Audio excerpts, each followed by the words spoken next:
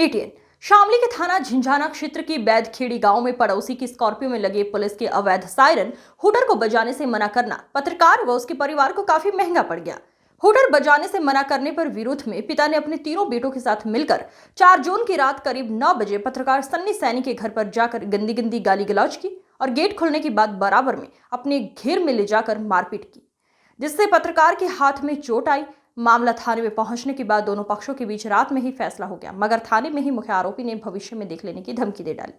आज सुबह पत्रकार के बड़े भाई रवि सैनी ने झिंझाना ईदगाह में गुगनपुरा में स्थित अपनी पेस्टिसाइड की दुकान खोली तो करीब 9:30 बजे पिता अरुण ने अपने तीनों पुत्रों ऋतिक, सोनू और विनय को साथ लेकर रवि के ऊपर जानलेवा हमला बोल दिया, जिससे मौके पर पहुंची पुलिस ने रवि को हॉस्पिटल भर्ती करवाया, जहां से उसे शामली रेफर किया गया। इस घटना में पत्रकार के बड़े भाई रवि को गंभीर चोटें आई हैं और घटना में उसका मोबाइल को भी जानबूझकर तोड़ दिया गया और जेब से रखे करीब 60 या 65 हजार रुपए गायब बताए गए, जिसका कई घंटों बाद पता चला। पुलिस अधीक्षक शामली रामसेवक गौतम ने इस मामले में झिंझाना पुलिस को उचित कार्रवाई करने के निर्देश दिए हैं। पुलिस ने पिता सहित उसके 2 पुत्रों को गिरफ्तार किया है, एक पुत्र फरार है। थाने आए हो, क्या मामला है? मामला है जी, मैं नरेंद्र कुमार हूँ, एम्बुलेंस का काम करता हूँ। एम्बुलेंस में लेकर गाँव में से निकला, रवि भाई भी मेरे को साथ निकला। मेरी रवि अपनी दुकान खोलने लगा, मैं गाड़ी वहीं थाम दी उसकी सामने रवि भाई के। गाड़ी जो थमी, हाँ दुकान के सामने, मैंने उन्हें तीनों को आते हुए देख लिया। मैंने रवि को कह दिया, मैं भाई तू ऊपर हो ले, मैं मैं तीनों आ रही। तीनों उसके लड़के थे, अरुण था, हाथ में टंडे लेट दे, धारदार हथियार थे, तमंचा था हाथ में, छोटे लड़के का हाथ में तमंचा था। अदना में डिवाइडर कूदता रहा, अदना ऊपर जाकर उन्होंने मार पिटाई कर दी उसके साथ में। मारपीट इतनी करी बहुत बढ़िया।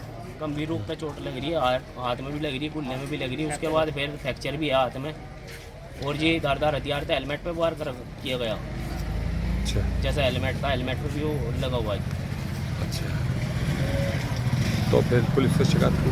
पुलिस ने तहरीर दी गई। घटना क्यों हुई? घटना इसलिए हुई, पहले मतलब है सन्नी भाई ने मतलब है सायरन के उसमें मना करने के बाद में, क्योंकि 2 महीने का हमारा बच्चा है, वो डरता है और रात दिन मतलब सुबह से लेकर शाम तक 20 से 30 बार सायरन बजे और छोटा रात फैसला हुआ था। उसमें फैसला होने के बाद में सुबह ही सारी रात गाड़ी दी, उसके बाद फिर सुबह ही आ गए आपत्तिजनक सारों ने वो करी और जानता मारने की। सुबह ही आते जाते धमकी दे रहे थे सारों को, परिवार को भी और वैसे भी मतलब बोलने पड़े उसको कह रहे थे कि अल्लाह का देख लेंगे कते बड़े वो हैं। और जिसमें रात सहमति बन गई थी थाने मारने के बाद में। सन्नी जो पत्रकार हाँ जी, एसओ साहब ने फैसला करवा दिया था जी। अच्छा, तो अब ये इसको जो है मेडिकल भेजा गया? मेडिकल अभी तक भेजे नहीं गया जी, अभी तक तहरीर दी गई है, अब तक मेडिकल के लिए भेजने की तैयारी में। रात ही बताया,